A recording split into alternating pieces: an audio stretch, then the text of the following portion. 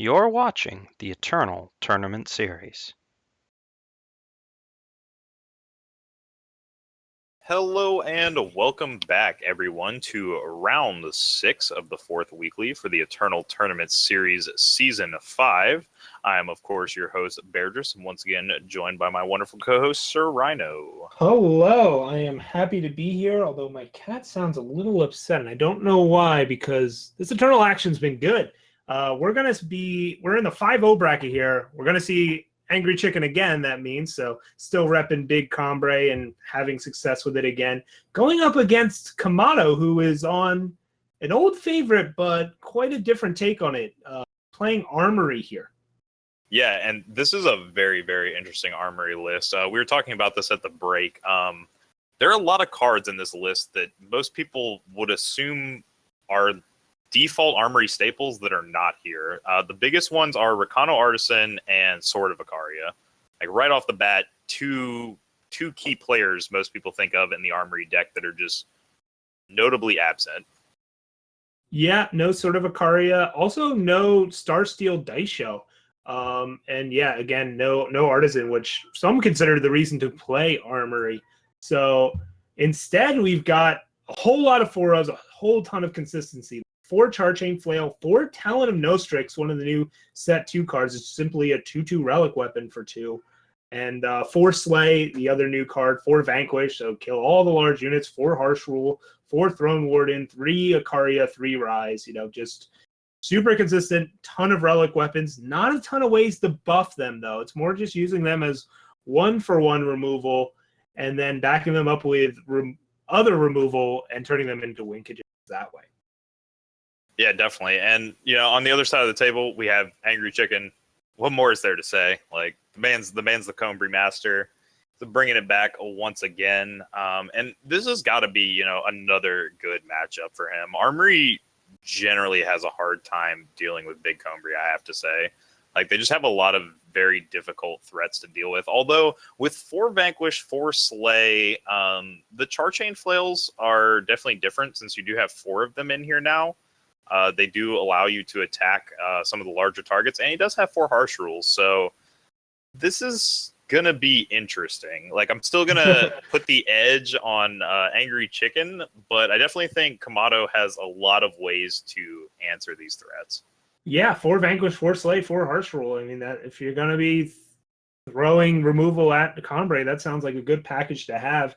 And then the 3 Icaria is a bit more than we're used to seeing. And again, Rise of the Challenge is a way to buff at least some of these weapons. Rising for a Rune Hammer is a classic line against Combre, but we'll just have to see how it plays out as the players get rolling here. AngryChicken starting off by just sculpting his power, seek power, and to find the way, most likely what's coming up here.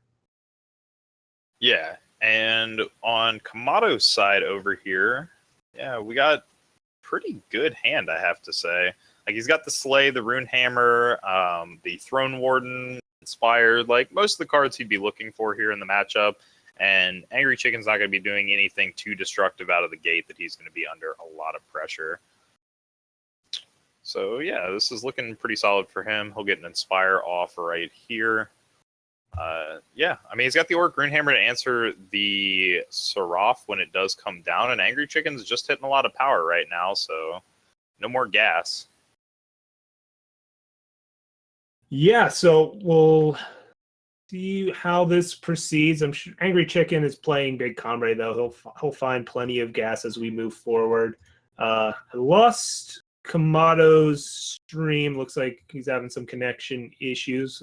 Hopefully he's still connected to the game, though, and the game will continue. We might just have to play blind from one angle and just kind of pretend we're AngryChicken, except still neutral about who's going to win this game.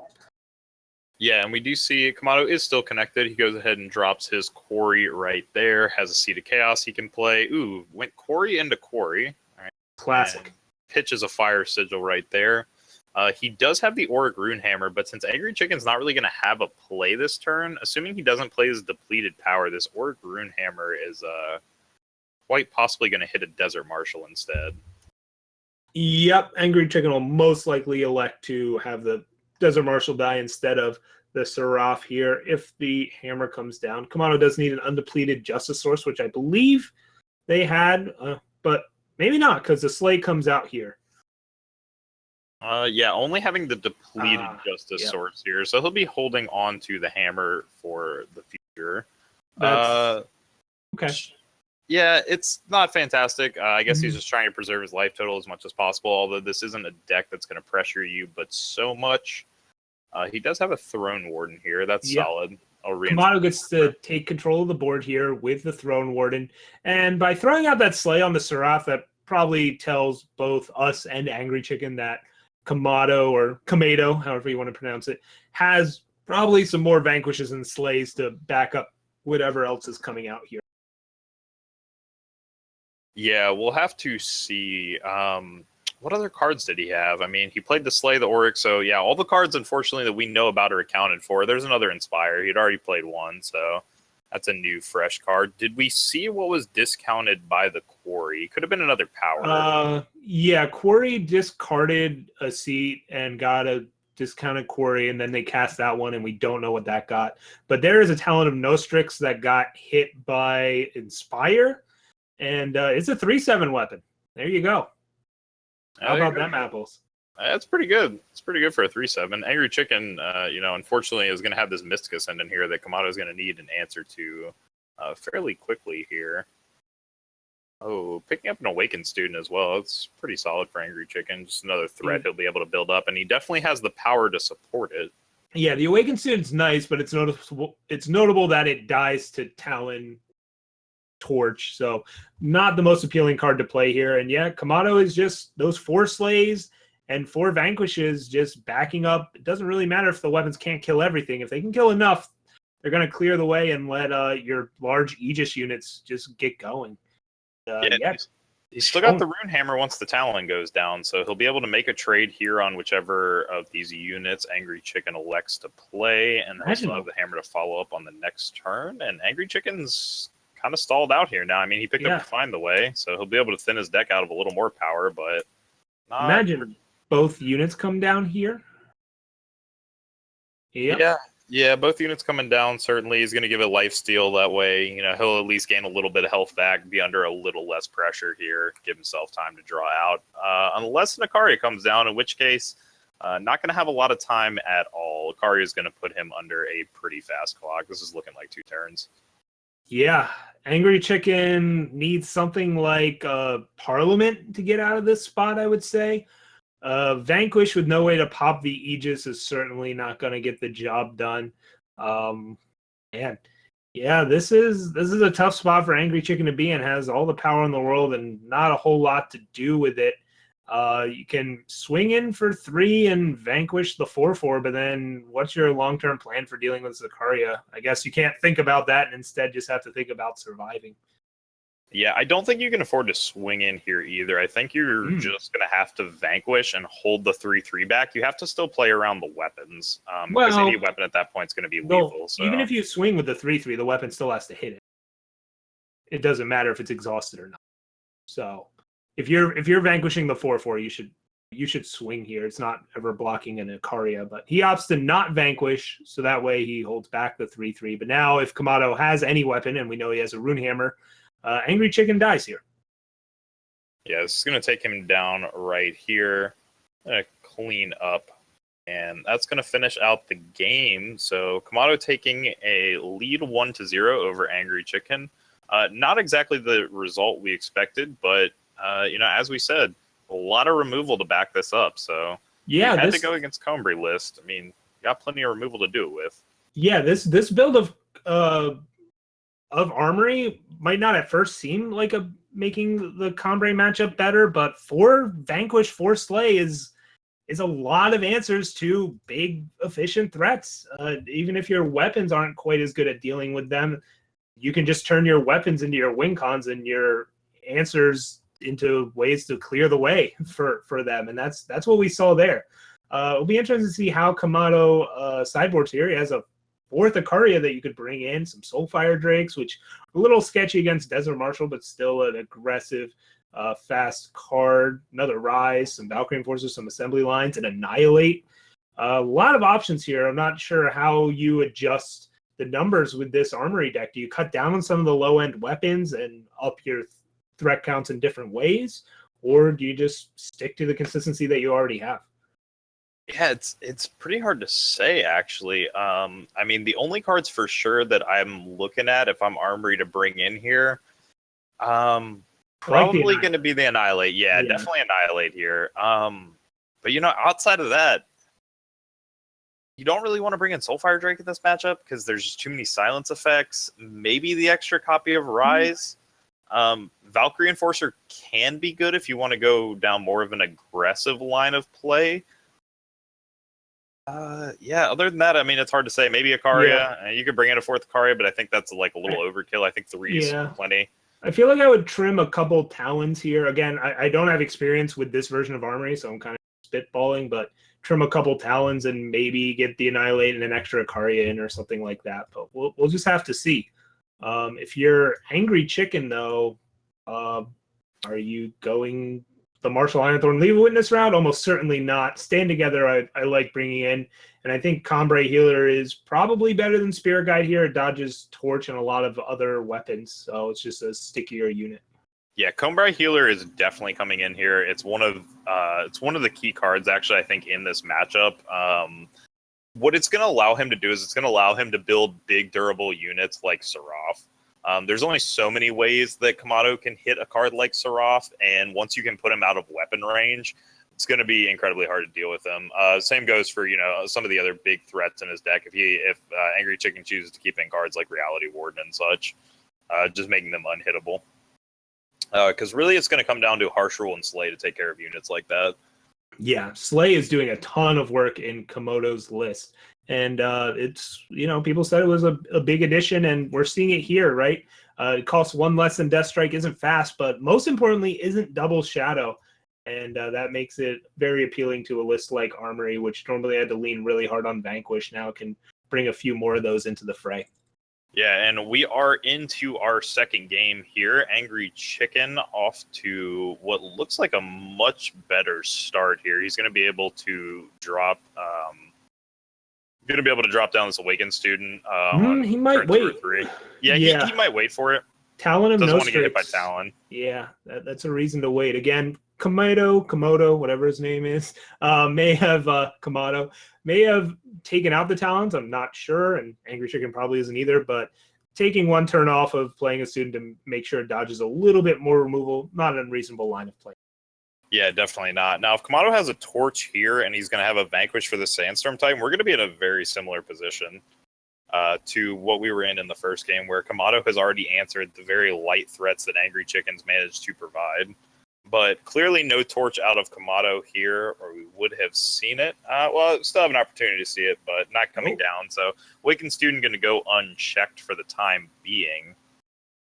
Yeah, so AngryChicken gets into a spot where want to be against Armory, which is always trying to keep 2 threats in play. That's generally the key rule to Armory. You don't want too much more than that. You certainly only don't want less than that. But now he's going to go down to 1 threat in play here, and a Reduced Cause Vanquish actually removes the entire board. And AngryChicken's got a Decay and an Obelisk. Decay coming in for this match. All right. Yeah, I guess Decay makes some degree of sense. We didn't really touch on that one as much. But yeah, he can take care of the weapons here, although camat0 doesn't have a ton of very powerful weapons. It's not like there's a lot of die shows and such hanging out, but still an impactful card in the matchup. Yeah. But what AngryChicken really needs is AngryChicken needs threats. And that's what's killing him right now, is that he's just so light on these threats. Again, he had another hand where he only had 2 real threats. camat0 dumps the Auric Runehammer here. AngryChicken continues to find no threats, instead has a Decay. Notable that this Auric Runehammer did not get the buffs from the Inspires that we saw earlier, so something bigger will be coming soon, I think. But AngryChicken going to use the Decay here regardless. Yeah, definitely. And we see a 5/5 Valkyrie Enforcer coming down, one of the cards coming in from the sideboard. Kind of had a feeling that one might make an appearance, and already going to be putting a ton of pressure on AngryChicken, who just desperately needs to find a threat here and is finding absolutely nothing but power here. This could very well be the series right here. It depends on how much of a lead camat0 gets. And yeah, there it goes, Ikaria. I mean, this is this is looking like it's going to finish the game. We're going to have an unchecked Sandstorm Titan by AngryChicken chance here. Yep, Valkyrie Forcer can come down as a 5/5 here. The odds of camat0 not having some sort of weapon or removal spell to deal with it are very low, but AngryChicken's got to hope that is the case here. Opts to pop the Aegis on Ikaria instead of grounding the other 5/5, sure. But now there's the Slay. And yeah, there we go. AngryChicken gets knocked down rather quickly by this new and quite intriguing take on Armory. Just super consistent and relatively fast, as we saw there. Just getting down either weapons quickly, units quickly, and just backing it up every turn with removal. Yeah, those are some very, very quick games out of Armory. And a lot of it did come down to the fact that AngryChicken really just was lacking a lot of his threats that he needed. Like, you're gonna need multiple threats in one game, and you can't really survive off of just 2 or 3. And it just comes down to camat0 having the right removal, right time, and then being able to follow it up with those Ikarias. I mean, turn 7 Ikaria, what more can you say? It's just a knockout. Oh yeah, especially on a clear board like that. That was just, man, that was crazy.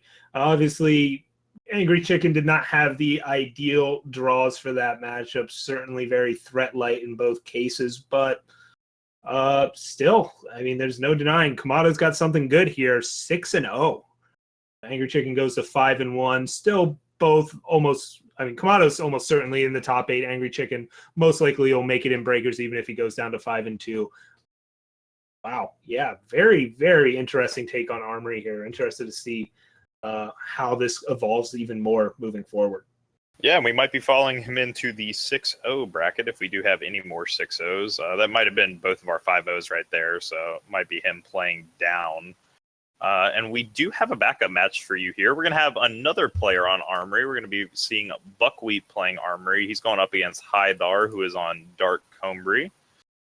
Or sorry, No. not Dark Combry, Dark Heart, rather. Yeah, Dark Heart. Praxis with the shadows that we've seen earlier today multiple times, right? The Predator's Instinct, Dark Return, all that sort of stuff. It's going to be checking that out again. Fun deck for sure. Yeah, it does do a lot of things here, and I'm curious to see how this take of Armory is going to be able to interact with this. Check out Buckwheat's list real quick while we have a second. Or do we have a second? Actually, it looks like the players are in the game, so we'll just see what kind of list he has. Looks like it's a little more of a traditional list right out of the gate, since I do see we're kind of artisan. Mm-hmm. Yeah, we're going to see that coming down early, buffing up some weapons. Does have at least some number of char chain flails, which makes sense. There's just a lot of large units you need to hit in the format right now. HiThar's got those Grenadin drones out of the sideboard, just getting extra bodies, making it tough for Armory to keep the board clear. And I just got word, players are tied 1-1, so this is the deciding game. HiThar sees a Shatterglass Mage on top of his deck, so that'll be his draw next turn unless he quarries to reduce its cost or something else here. And that looks to be what's going on. Shatterglass Mage seems good against Armory, but he might just opt to try and curve out in his power and take this Fire Sigil. Yeah, and I don't disagree with this at all. If you're HiThar, I mean, you really do need power here.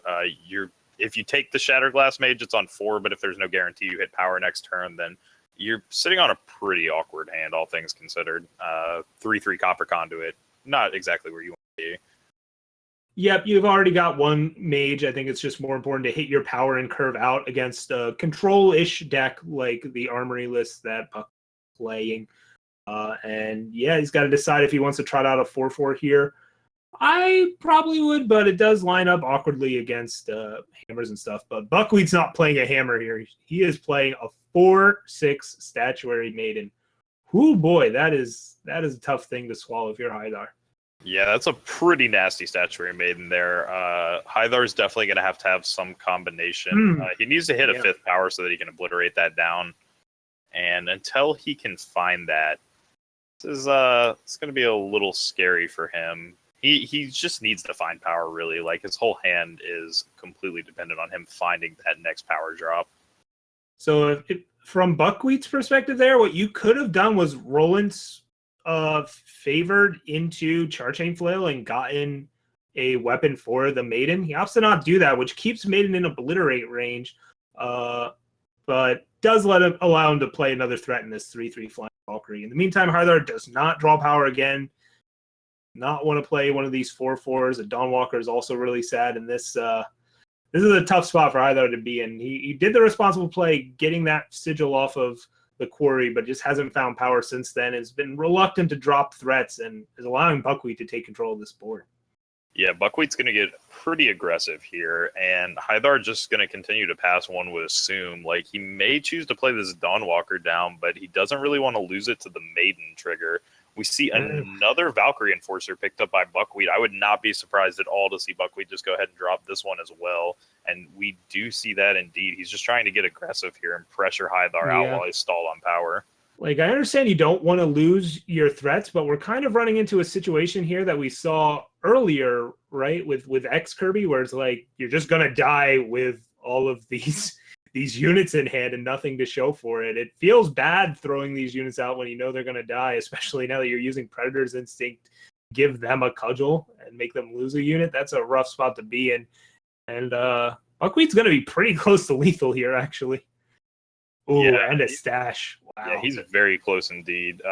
Wouldn't be surprised if he's willing to drop the Char Chain Flail. Oh, now. Yeah, with a stash. No pick doubt. Pick up the extra cudgel. He's got the stash to go with it as well. Going to put 9 damage into HiThar, leaving him on 5. And if HiThar doesn't find power here, even if he finds power at this point, I'm not sure it matters. The 6/8 is just too much for him to handle. I mean, he can't obliterate it anymore. He can use Torch, that's fine. He can also drop a Copper Conduit to block on the ground. Wait, that's... Oh, yeah, I guess he had to take care of the flyer there, but that just kills him this turn. Yeah, he was dead basically no matter what he could do. Yeah. He couldn't play Copper Conduit and hold up Torch, and if he torched the Char Chain Flail because his opponent he didn't know about it, but his opponent had stash, he could have stashed back the flail and killed him. That was just a bad spot to be. Yeah, it wasn't going to go well either way. So Buckwheat takes that one down 2-1. I believe that puts Buckwheat on 5-1. Would need some confirmation for that. Might be 4-2. Either way, though, yeah. Armory, of the few Armory decks we've seen today, they all seem to be having pretty good showings, I have to say. Definitely got to give big props, obviously, in the last game to camat0 for so far having the perfect run. Buckwheat, on the other hand, I mean, Buckwheat is known as an Armory player, so I'm not surprised he's doing very well with the deck. Yeah, like traditionally, Armory's weakness has been, big time mid-range lists, and a lot of this tournament has been these dark praxis lists and big Combre and those sorts of things we're seeing, and yet Armory's holding its own against all of it right now. It's just showing how powerful that deck can be. The stash we made in there was a big key. We see Buckwheat was main decking. 2 of them, has 4 Slay in the 90. Only 1 main, but Armory having access to 4 Vanquish, 4 Slay, I think has been a big boon to its mid-range matchup. Yeah, and here's an interesting inclusion, just to touch on it while we have a second. Buckwheat's playing a single copy of Deep Forge Plate in his sideboard. Mm-hmm. Sometimes you rise for it and kill him. That's something we've seen from a few different Armory decks, and it can turn your random Recano Artisan that's lying around into a real threat. And notably, Buckwheat was also playing 2 Champion of Glories as well, so a little bit of a different early game plan than sometimes what you see. Yeah, definitely a large difference there between Buckwheat's Armory deck and camat0's Armory deck. The differences are very night and day there. 2 different styles, 2 different game plans, but 2 similar results, I should say, both taking down victories in that round. Mm-hmm. So I think that closes us out for the round, folks. We're just waiting for the last few results to come in. So we will take a very short break. So stay tuned. Do not go anywhere. We will be back with the last round of Swiss in just a few moments.